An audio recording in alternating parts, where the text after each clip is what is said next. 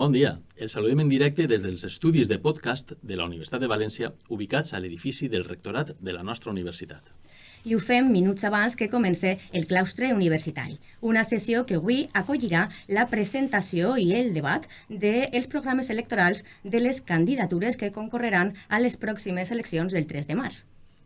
Així és perquè la dinàmica electoral de la nostra universitat així ho estableix des de que es va implantar el mecanisme d'elecció de rector o rectora per sufragi universal ponderat en aplicació de la Llei Orgànica d'Universitats. Així que al llarg dels pròxims minuts, en aquest programa previ, els explicarem el procediment de les eleccions a rectorat de la nostra universitat. També aprofitarem per presentar-vos les 4 candidatures que concorreran a les eleccions del 3 de març. I, per descomptat, també vos explicarem quina és la dinàmica que seguirà en aquest claustre que anem a veure en directe d'ací a uns pocs minuts. I que podran seguir a través de la xicoteta pantalla que tenen ací baix en aquesta retransmissió que poden veure. El claustre se celebra, com sempre, a l'aula magna de la Facultat de Medicina i Odontologia de la nostra universitat. I com podem comprovar, ja comença a veure's algo de moviment en l'aula magna. I és que a les 9 és la primera convocatòria del claustre i a les 9:30 és aquesta segona convocatòria. Però si vos sembla, anem a començar per el principi. Ja totes i tots sabem que la nostra comunitat universitària té una cita en les urnes el pròxim 3 de març. Però anem a parlar sobre el procediment. Joan Enric, pots explicar-nos un poc més sobre quin és el procediment de les eleccions a rectorat? Si et sembla, anem a remuntar-nos un poquet a la nostra història per a fer un poquet de repàs sobre la història. Va ser en els estatuts de l'any 1985 quan s'establí el procediment d'elecció de rector o rectora per part de la comunitat universitària. En aquell moment, en aquells primers estatuts de la Universitat Democràtica, després de l'aprovació de la Constitució, es va establir que s'elegia a través del claustre, on votaven els representants dels diferents col·lectius que composen la nostra universitat, el PDI, PAS, actual PTGAS, i l'estudiantat. I així van ser elegits els antics rectors de la nostra universitat, Ramon Lapiedra i, posteriorment, al 94, el doctor Pedro Ruiz, que va ser reelegit al 98, 4 anys després. Però després tot això va canviar exactament el 21 de desembre del 2001, quan es va aprovar una controvertida llei. No és així, Joan Enric? Sí, la Llei Orgànica d'Universitats, la LOU, molt contestada pel sistema universitari, perquè aquella llei, entre altres canvis, va establir que s'elegia el rector o rectora de la universitat a través d'un sistema de vot diferent. Ja no votava el claustre. Votava tota la comunitat universitària en un procediment de sufragi universal ponderat. Per tant, totes i cadascuna de les persones de la universitat començaven a votar. Així va ser en aquella llei de l'any 2001 i es va mantenir en la reforma de la LOU, amb la LOMLOU, que es va reformar l'any 2007, i s'ha mantingut en l'actual Llei Orgànica d'Universitats, la LOSU, que es va aprovar l'any 2023. Així que tornem a l'any 2002 i cal dir que la nostra universitat va ser la primera universitat de les espanyoles que va estrenar aquest sistema del sufragi universal ponderat. En unes eleccions allí el 2002, en les que van concórrer 2 candidats i va ser elegit rector de la nostra universitat, Francisco Tomàs Bert. Un sistema d'elecció que estrenàvem, vam ser els primers de tota Espanya, i era el sistema de sufragi universal ponderat, que és l'actual que seguim nosaltres en aquests moments. Va ser una nova manera de procedir i de presentar tant el programa electoral com les candidatures que corrien en les diferents eleccions. Va obrir un nou temps, un temps de campanyes al si de la comunitat universitària, però la nostra universitat va mantenir el sistema de claustre, el sistema de debat al claustre, que és el que nosaltres anem a veure avui així en directe. Molt bé, però si et sembla, anem a fer un repàs dels diferents passos que es segueixen en les eleccions a rectorat, començant per la convocatòria de les eleccions que fa el Consell de Govern. Una convocatòria que va ser el dia 16 de desembre, en aplicació del reglament electoral. Posteriorment es desplega tot un calendari i aquest calendari l'aprova la Comissió Electoral. Comissió Electoral que abans nosaltres coneixíem en els nostres estatuts com Junta Electoral. Des de l'aprovació de la LOSU es diu Comissió Electoral. Una comissió que, d'acord amb l'article 50 de la LOSU, és presidida per la secretària general de la Universitat de València. I en aplicació d'aquest calendari, precisament el 21 de gener, va acabar el termini per a presentar les candidatures a rectorat de la nostra universitat. Es varen fer públiques 6 candidatures provisionals i 7 dies després, el 31 de gener, es van proclamar oficialment les candidatures definitives al rectorat de la nostra universitat. 4 foren les candidatures proclamades. En l'ordre fet públic per la Comissió Electoral són Carles Padilla, Juan Luis Gandía, Fran Rodenas i Ángeles Solanes. Es deixem a continuació amb els perfils de cadascun dels candidats i candidata que concorren a les eleccions a rector o rectora de la Universitat de València del proper dia 3 de març.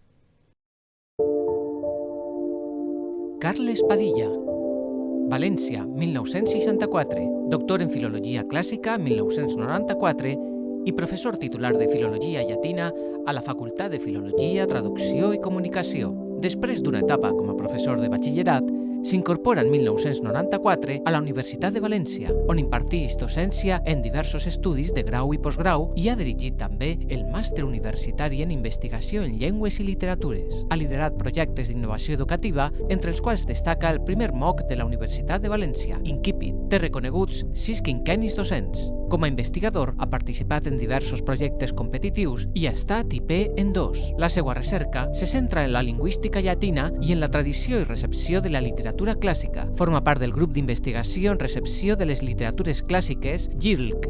És autor de nombrosos articles en revistes indexades, així com de llibres i capítols de llibre.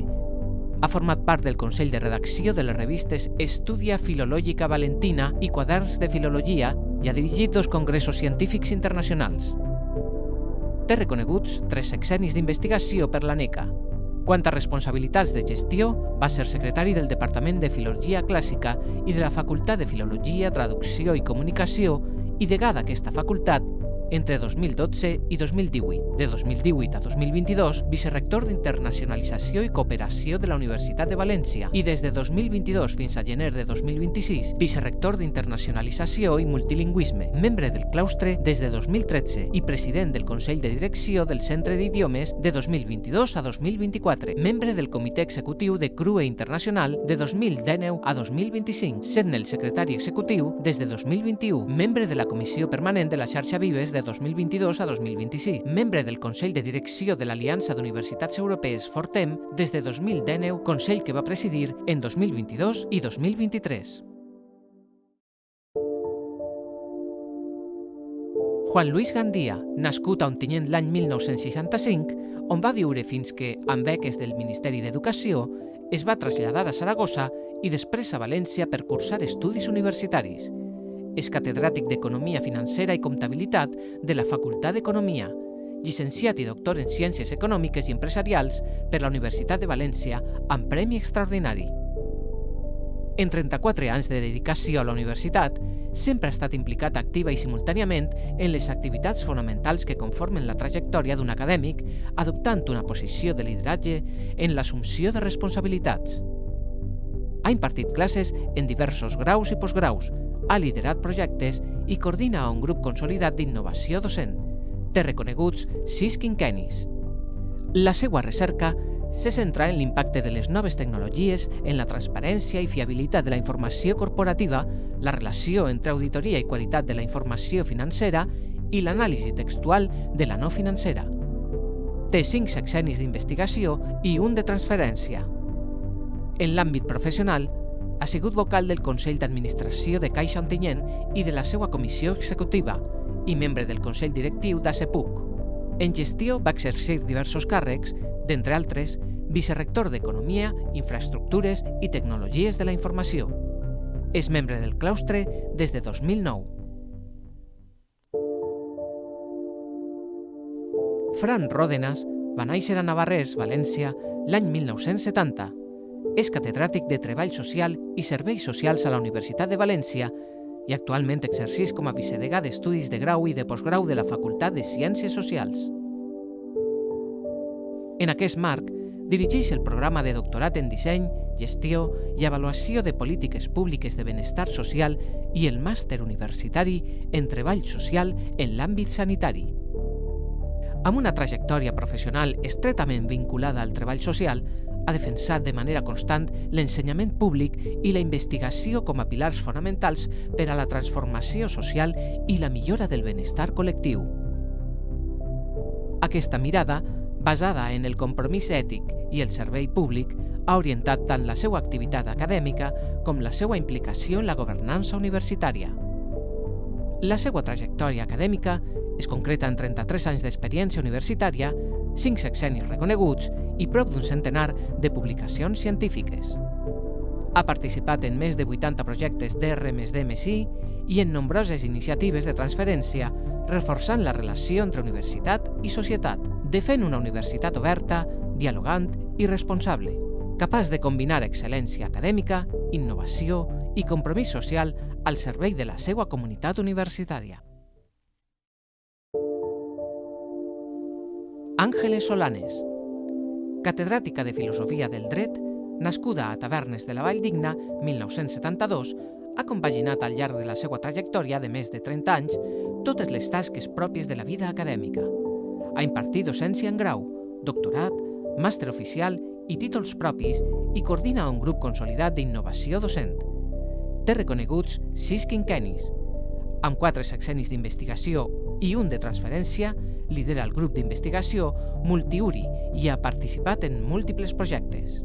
Ha publicat 27 llibres, 88 capítols de llibre i més de 70 articles científics en revistes nacionals i internacionals. En l'àmbit de la gestió, ha assumit diverses responsabilitats, entre elles vicerectora de Formació Permanent, Transformació Docent i Ocupació de la Universitat de València de 2022 a 2025, vicedegana de Relacions Internacionals de la Facultat de Dret de 2010 a 2018 i directora del Departament de Filosofia del Dret i Política de 2019 a 2022. Va ser la primera dona presidenta del Consell per a l'Eliminació de la Discriminació Racial o Ètnica del Ministeri d'Igualtat de 2018 a 2020. En 2023 va rebre el Premi del Consell Valencià de Cultura pel seu treball en la lluita per la igualtat de gènere. Forma part del comitè assessor del CETUM, Canadà, de la xarxa Amèrica Llatina, Àfrica, Europa i Carib, ALEC, i de la CEGFP. És avaluadora d'agències nacionals i internacionals i de revistes científiques espanyoles i estrangeres. Dirigeix l'Anuari de Filosofia del Dret, la revista més antiga en aquesta disciplina. I ara que coneguem els perfils dels candidats i la candidata que concorreran a les eleccions del pròxim 3 de març, anem a repassar quina va ser la dinàmica del claustre universitari que va començar d'ací a pocs minuts. Una dinàmica que ve regulada tant primer pels estatuts com per l'article 20.5, apartat 8 del Reglament Electoral General de la Universitat de València. També cal dir que després de la reunió de les candidatures i la comissió electoral del passat dia 9 de febrer i de la reunió de la mesa del claustre, que va ser el dia 11, al debat se seguiran les següents regles. En primer lloc, la comissió electoral farà un sorteig que determinarà l'ordre d'intervenció dels candidats i la candidata. Quan comenci el claustre tindrem, que és el que vostès veuran, una primera intervenció de cadascun dels candidats i candidata, que serà d'una durada de 20 minuts cada intervenció. Per tant, 20 per 4, 80 minuts. Aquesta primera intervenció seguiran 2 torns de paraula, en el qual els membres del claustre podran fer la seva intervenció i podran adreçar-se als diferents candidats i candidates que estan presentant el seu programa i equip. En total, disposaran d'una hora per poder fer les seues intervencions, però abans que això ocorrega hi haurà hagut un recés. Per tant, recapitulem, 4 intervencions de 20 minuts, cadascuna de les candidatures en l'ordre sortejat, després hi haurà 10 minuts de recés, una hora per a que les i els membres del claustre facin les seues preguntes i consultes als diferents candidats que concorren a les eleccions i a continuació tindran cadascuna d'ells i ella 5 minuts per contestar als membres del claustre.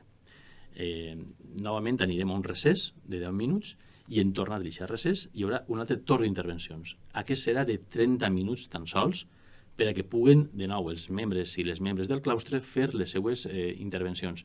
I quan acabe hi haurà una darrera intervenció, no és un minut d'or, sinó que són 10 minuts d'or, en el qual cadascun dels candidats i candidata podran fer la seva intervenció final. I amb això tancarem el claustre.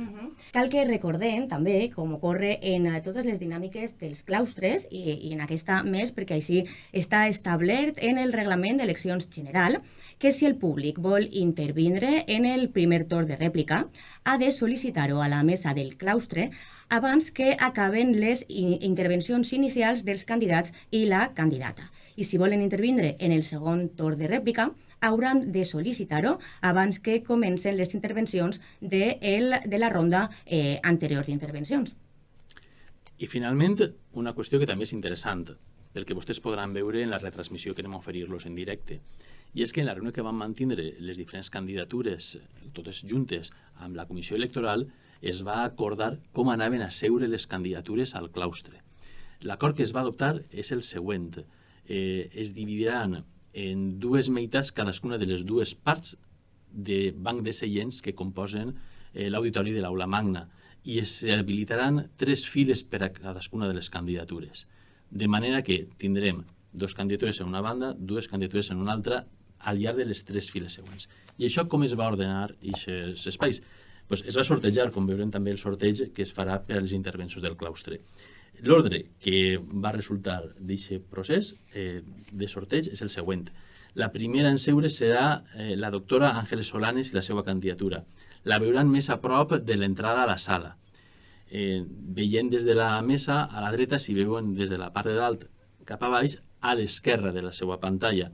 A continuació, el doctor Juan Luis Gandía, que el veuran situat just a la zona de les escales. Per tant, mirant des de la part de dalt de l'aula magna, a l'esquerra, res més baixar les escales en aquelles 3 primeres files. I, tot seguit, a la banda de la dreta, després de baixar les escales, se situarà el professor Carles Padilla amb la seva candidatura. I al seu costat, en les 3 files que quedaran situades més a la dreta de la posició de l'aula magna vista des de dalt o des de la mesa més a l'esquerra, s'ubicarà el doctor Fran Rodenas i la seva candidatura. A la quarta fila, des de la banda de la dreta vist des de dalt, no? I des de l'esquerra vist des de baix, seurà la comissió electoral i tot seguit el Consell de Direcció de la Universitat, que recordem que composen els vicerrectors i vicerrectores, el delegat de la rectora per a estudiants i el gerent, i també recordem que la rectora presideix el claustre i la secretaria general de la universitat és la fedatària i, per tant, també forma part de la mesa del claustre. Per tant, les veurem, d'acord amb el reglament, a la mesa del claustre junt amb la resta d'integrants d'aquesta mesa.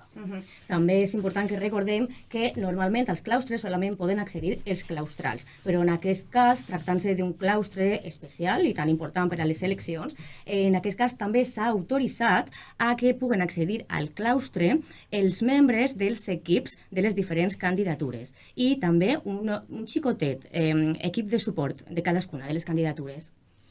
I com en tots els claustres, podran seguir-lo en directe a través d'aquest senyal que està oferint-los UV Comunicació, el servei de màrqueting i comunicació, a través d'una producció del nostre taller d'audiovisuals integrat al servei de màrqueting i comunicació. Senyors i senyors, companyes i companys, aquesta és la dinàmica del claustre que vostès van a veure tot seguit, en breus moments, en directe des de la Facultat de Medicina i Odontologia de la nostra universitat. Nosaltres vos deixem ja amb aquest senyal íntegre en directe de l'aula magna, però abans volem convidar-vos a que s'acosteu als diferents quioscos interactius que UV Comunicació ha instal·lat a tots els campus, als centres i als edificis més emblemàtics de la nostra universitat. En total, és una xarxa de 28 quioscos interactius en els que podeu consultar tota la informació de les candidatures, tant els seus programes electorals com els seus webs i les fórmules de contacte que han establert les candidatures. Moltíssimes gràcies per la seva atenció, gràcies per seguir aquesta retransmissió en directe d'UV Comunicació i moltes gràcies a tot l'equip tècnic i humà de la nostra universitat que fa possible no només el claustre, sinó aquesta retransmissió que els ofereix UV Comunicació. Molt bon dia i molt bon claustre.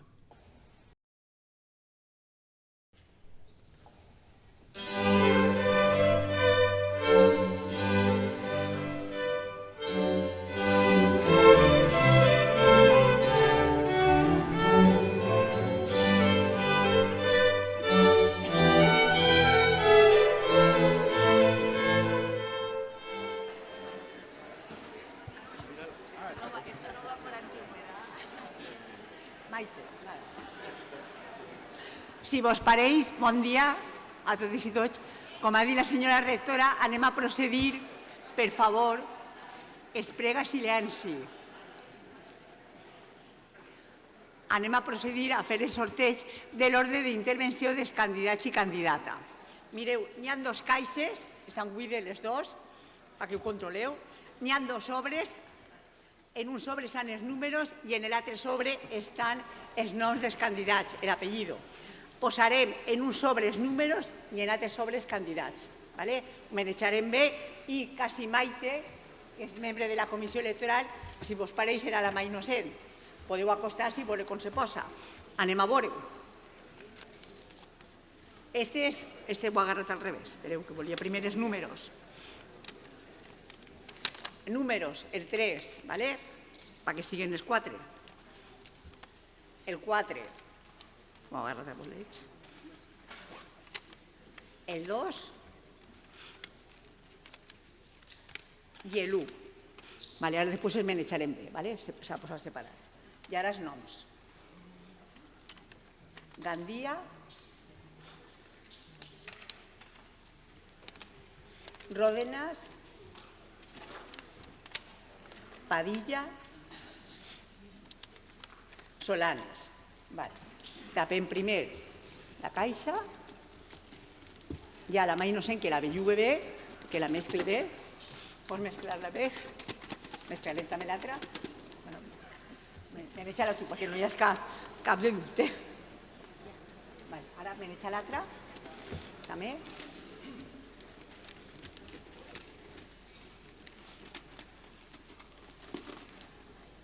Ara agarres un número d'ahí i a continuació d'aquí. Apunteu-ho, per favor. El 2. Número 2. La segon torn d'intervenció. Padilla.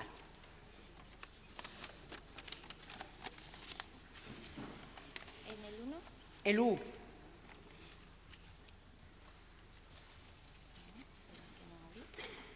Ródenas. Vale.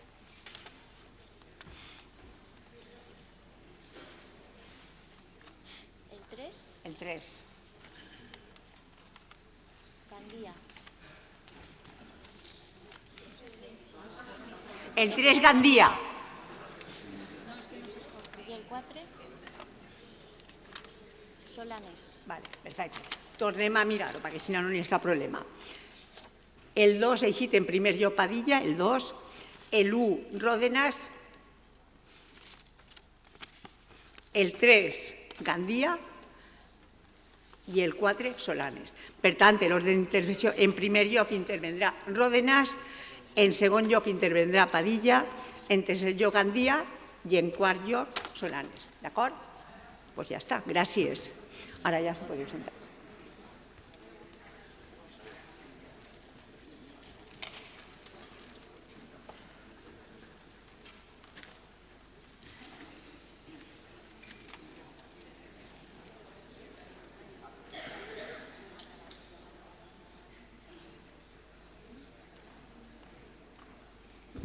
Bé, doncs, de nou, molt bon dia a totes i a tots. Moltíssimes gràcies per la vostra assistència a un claustre tan important com és aquest per a escoltar i també poder intervindre en les propostes que fan els candidats i la candidata. Moderarà este claustre la professora Inés Tomàs i ja li dono la paraula per a que comencem. Moltes gràcies per la vostra assistència. Primer, la secretària general. Ara no com a presidenta de la Comissió Electoral, sinó com a secretària general, perdoneu. Informe a cap data d'avui en nombre total de membres del claustre de 287. Tenint en compte les vacants i les absències justificades per baixes temporals o permisos oficials comunicats a la secretària general per als serveis administratius corresponents, a l'efecte del que preveu l'article 10.4 del reglament de règim intern del claustre, l'estimació del quòrum és de 144 claustrals en primera convocatòria i de 95 en segona. Ja s'ha arribat a la xifra esmentada i, per tant, pot començar la sessió. Ara sí, té la paraula. Gràcies.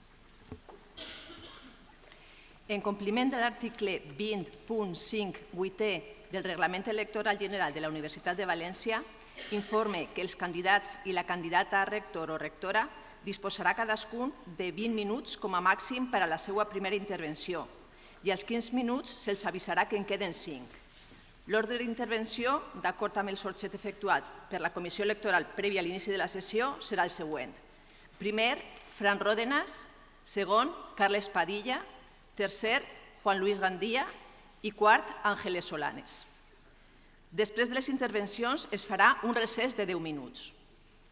Una vegada reiniciada la sessió, s'obriran 2 torns d'intervencions només per als membres del claustre. El primer torn d'intervencions tindrà una durada màxima d'1 hora. Qui vulgui intervenir en aquest torn cal adreçar una petició a la mesa del claustre entregant la seva credencial abans que acaben les intervencions dels candidats i de la candidata. En funció del nombre de peticions de paraula, el temps per a cada intervinent serà de 2 o 3 minuts o menys. Seguidament, cadascun dels candidats i la candidata disposaran com a màxim de 5 minuts per a contestar als intervinents en el mateix ordre resultat del sorteig realitzat. A continuació es farà un altre recés de 10 minuts. El segon torn d'intervencions tindrà una durada màxima de 30 minuts. Qui vulgui intervenir en aquest torn cal adreçar una petició a la mesa de claustre entregant la seva credencial abans que acabi el torn d'intervencions, incloent les intervencions dels candidats i de la candidata. En funció del nombre de peticions de paraula, el temps per a cada intervinent serà 2 o 3 minuts o menys. En acabar les intervencions, cadascun dels candidats i la candidata disposaran com a màxim de 10 minuts per a fer la intervenció final en el mateix ordre resultant del sorteig realitzat. També informe que les candidatures han acordat que només es permetrà la intervenció d'un membre claustral de cada candidatura en cada torn.